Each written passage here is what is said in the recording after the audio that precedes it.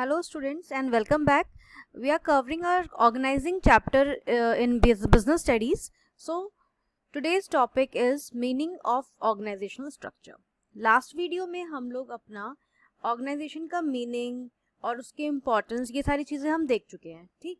तो आज जो हम टॉपिक कवर करने वाले हैं, आप ये मानिए कि 99% ये आपके एग्जाम में पूछा ही पूछा जाएगा, मतलब कंफर्म आप इसको मान लो, ठीक। तो इसके अंदर हमें क्या करना है कि हमें ऑर्गेनाइजेशन का जो स्ट्रक्चर है वो कैसे तैयार करना है। हमने लास्ट में पढ़ लिया वीडियो में कि ऑर्गेनाइजिंग का मीनिंग क्या होता है, हमने उसकी डेफिनेशन देख ली कि भाई आइडेंटिफाई करना और ग्रुप बनाना लोगों का, फिर सबको रिस्पॉन्सिबिलिटीज देना और लास्ट में उन सब चीज़ों का गोल अचीव करना, मतलब उन सब चीज़ों की हेल्प से गोल अचीव करना, वो हमारा मीनिंग है ऑर्गेनाइजिंग का, ठीक। तो अब हमने ये सब कुछ करना है, बट हम अपना ऑर्गेनाइजेशन का स्ट्रक्चर कैसे तैयार करेंगे, मतलब एक ढांचा कैसे तैयार करेंगे, वो चीज़ है कि हम अपने मतलब रिस्पॉन्सिबिलिटी और रिपोर्टिंग, ठीक है, ये कैसे हमें मिले, उसके लिए हमें देखना है। जैसे हमने स्केलर चेन पढ़ी थी, तो स्केलर चेन भी यहीं से डिसाइड होती है, ठीक, मतलब ऑर्गेनाइजेशनल स्ट्रक्चर से कि हम कैसे करेंगे। तो इसको हम देखते हैं। Under the organisational structure various post are created to perform different activities for the attainment of the objectives of the enterprise. इसके अंदर ऑर्गेनाइजेशनल स्ट्रक्चर में हम क्या करते हैं, हम अलग अलग पोस्ट क्रिएट कर देते हैं, लोगों के अलग अलग डेजिग्नेशन दे देते हैं, ताकि वो क्या काम करती हैं, वो अपना एक्टिविटीज परफॉर्म करती हैं और हमें अल्टीमेटली रिजल्ट अचीव होता है, ठीक। जैसे मान लीजिए एक कंपनी है, तो उसके अंदर हमने जो मैनेजर है, मतलब 2 मैनेजर बना रखे हैं, एक परचेज मैनेजर है, एक सेल्स मैनेजर है, या एक मार्केटिंग मैनेजर भी है, तो हर किसी का काम हमने अलग अलग डिवाइड कर रखा है, ये बताया था। तो इस तरह का हम फ्रेमवर्क डिजाइन कर देते हैं, ठीक। अब जैसे यहाँ पे आपको दिख रहा है relation between span of management and organisational structure. तो स्पैन ऑफ मैनेजमेंट में पहले आपको बताती हूँ कि क्या होता है, ये भी आ जाता है 1 नंबर में। स्पैन ऑफ मैनेजमेंट का मतलब होता है कि आप अगर किसी पोस्ट पर हो तो आप अपने अंडर में कितने लोगों को होल्ड कर सकते हो, है ना, कितने लोगों से आप काम करवा सकते हो, उसको बोलते हैं स्पैन ऑफ मैनेजमेंट। मतलब कि अगर मेरे को कोई एक टीम वर्क करना है, तो मैं चाहती हूँ मेरे टीम में ना 4-5 लोग हो, मैं उन्हें अच्छी तरह से हैंडल कर सकती हूँ। लेकिन कुछ लोग क्या है, अपने अंडर में 20 लोगों को भी काम मतलब ढंग से करवा सकते हैं, तो वो क्या है, स्पैन ऑफ मैनेजमेंट है। या आप देख लीजिए कोई टीचर है, वो अपने मतलब एक क्लास में 40 स्टूडेंट्स को कंट्रोल कर सकती है और अच्छी तरह से पढ़ा सकती है, और एक टीचर है जो कि भाई 8-9 स्टूडेंट्स हो, इनफ है उसके लिए, वो उनको ट्यूशन दे सकती है या पढ़ा सकती है। तो वो उनका स्पैन ऑफ मैनेजमेंट होता है कि वो अपने अंडर में कितने लोगों को मैनेज कर सकते हैं, ठीक। तो span of management refers to the number of subordinates that can be effectively managed by a superior, ठीक है, कि भाई सुपीरियर से वो कितने अच्छी तरह से, ये नहीं कि हम पूरी भर लें और भैया हमसे फिर वो मैनेज नहीं हो पा रहे, तो नहीं, ऐसा नहीं होता है, ठीक। The span of management to a large extent gives shape to the organisational structure. और ये जो स्पैन ऑफ मैनेजमेंट है, ये एक शेप दे देता है ऑर्गेनाइजेशन का स्ट्रक्चर को। This determine the level of management in the structure. Narrow span of result in tall structure, where is wide span of management results in the flat structure. अब ये tall and flat, सबसे पहली बात तो जो organisational structure है वो कितने तरह का होता है, वो 2 तरह का है, फंक्शनल और एक और इसके अंदर होगा वो, जैसे मैं आपको दिखाती हूँ, डिविजनल, मतलब ऑर्गेनाइजेशनल स्ट्रक्चर, ठीक है। ये 2 तरह के हैं, लेकिन इनके अलावा टॉल और वाइड भी हमें सुनने को मिलते हैं। तो ये टॉल और वाइड क्या है, पहले मैं आपको ये समझा देती हूँ, उसके बाद फिर हम फंक्शनल स्ट्रक्चर को पढ़ेंगे, ठीक।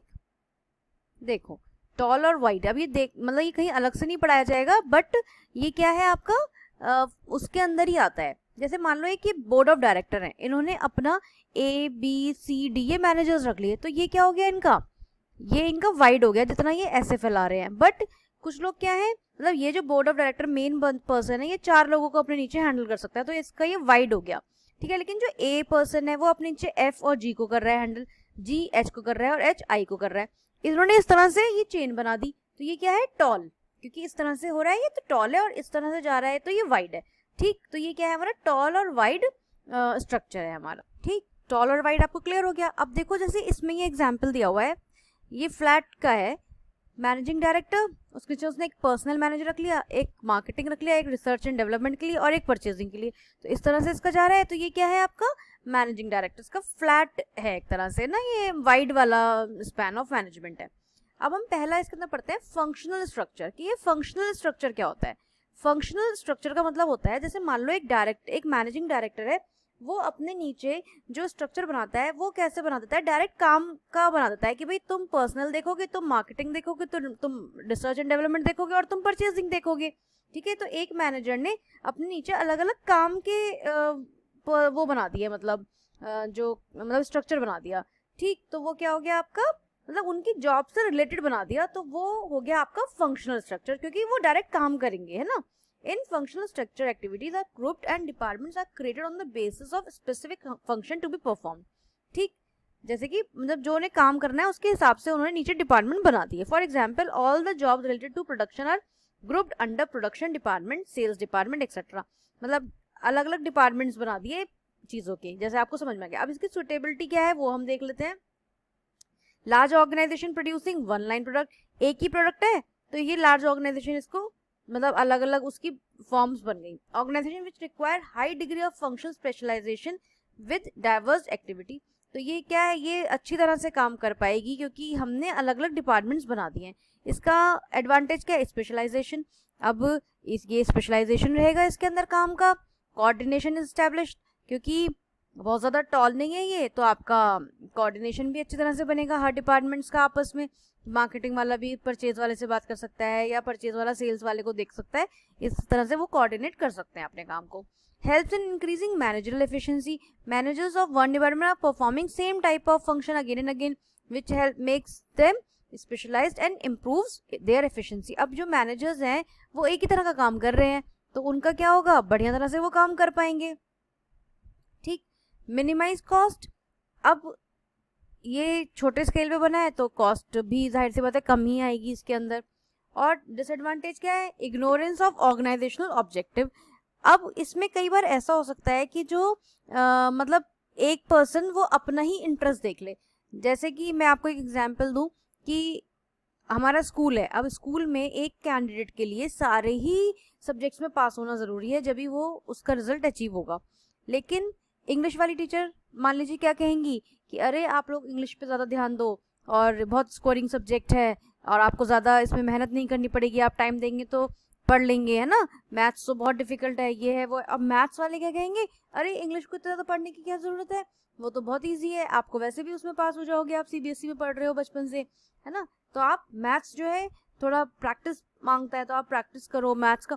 जबकि वो अपने अपने सब्जेक्ट पे फोकस कर रहे हैं और वो ये भूल रहे हैं कि बच्चे का जो ऑब्जेक्टिव वो क्या है, पास होना, और पास होने उसे सारे ही सब्जेक्ट्स में होना है। ठीक है, तो कई बार इस तरह का इग्नोरेंस हो जाता है ऑब्जेक्टिव का। Clear. Difficulty in inter departmental coordination, जो इंटर डिपार्टमेंटल कोऑर्डिनेशन होता है उनमें भी दिक्कत आ सकती है। All department heads work as their per their own wishes, which leads to coordination within the department easier, but it makes inter-department coordination difficult। मतलब वो आपस में तो ठीक रहेंगे लेकिन दूसरे डिपार्टमेंट वाले से बात करने में उनको उनका कोऑर्डिनेशन गड़बड़ा सकता है। hurdle in complete development because each employee specializes only in a small part of the whole job। अब इसमें कई एक मतलब hurdles भी आ सकते हैं कोई काम को कंप्लीट करने में। क्यों, क्योंकि हर कोई पर्सन अपनी जॉब को मतलब प्रेफरेंस देगा, जाहिर सी बात है ना। तो ये आपका फंक्शनल स्ट्रक्चर का था। अब आता है हमारा डिविजनल ऑर्गेनाइजेशनल स्ट्रक्चर।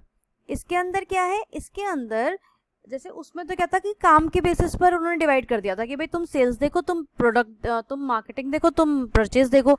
लेकिन इसमें कई सारे प्रोडक्ट्स हैं, तो मैनेजिंग डायरेक्टर ने प्रोडक्ट्स का ही अलग अलग डिपार्टमेंट बना दिया कि कॉस्मेटिक का, गारमेंट का, फुटवेयर का, स्किन केयर का।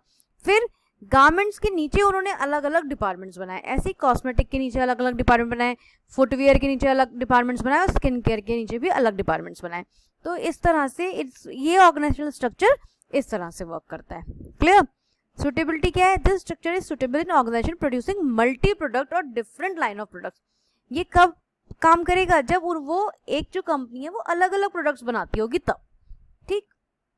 Advantage is quick decision making, decision making तो क्विक होएगा क्योंकि हर चीज का एक अलग पर्सन डिपार्टमेंट देख रहा है। Divisional results can be assessed, division results can be assessed easily on the basis of any unprofitable division can be closed. अब इसमें क्या है, अगर आपको जो भी लग रहा है आपको कि ये वाली डिवीजन जो है मेरी वो काम नहीं कर रही है या प्रॉफिट में नहीं जा रही, बंद कर दो उसको, क्योंकि कितना कोई फर्क ही नहीं पड़ेगा उन पर। Growth and expansion, it facilitate growth and expansion as new division can be added without disturbing existing department. इसमें ग्रोथ कैसे हो सकती है कि भाई 4 प्रोडक्ट तो बना ही रहे, एक और 5वां बनाने लग जाओ, लॉन्च कर दो, क्या है इन सब पे तो कोई फर्क पड़ेगा ही नहीं ना, बस एक डिपार्टमेंट और खुल गया, तो उससे उनकी ग्रोथ भी रहेगी। डिसएडवांटेज क्या है इसके अंदर? कॉन्फ्लिक्ट्स, आपस में झगड़ा लड़ाई या मनमुटाव बढ़ सकता है, ताकि उन मतलब जो रिसोर्सेज है उनको डिस्ट्रीब्यूट करने के वजह से। डुप्लिसिटी ऑफ फंक्शन, फंक्शन में डुप्लिसिटी हो सकती है क्योंकि फिर उससे कॉस्ट इंक्रीज हो जाएगी, भाई कोई काम एक ऑर्गेनाइजेशन में भी चल सकता है, दूसरे में भी तो गड़बड़ हो सकती है। सेल्फिश एटीट्यूड, इसके अंदर हर कोई अपनी परफॉर्मेंस, अपने डिवीजन को ज़्यादा बेटर सोचेगा, दूसरे का नहीं। जैसे अभी मैंने आपको एक टीचर का एग्जांपल दिया इंग्लिश और मैथ्स, है ना, तो ये क्या होगा, एक सेल्फिश एटीट्यूड हो जाएगा। ठीक, तो ये क्या है हमारा ऑर्गेनाइजेशनल स्ट्रक्चर। इस वीडियो को हम यहीं फिनिश करते हैं। नेक्स्ट वीडियो में होपफुली हमारा ये चैप्टर कंप्लीट हो जाएगा, देन आप इसको देखिए और रिविजन करिए इसका। Thank you so much.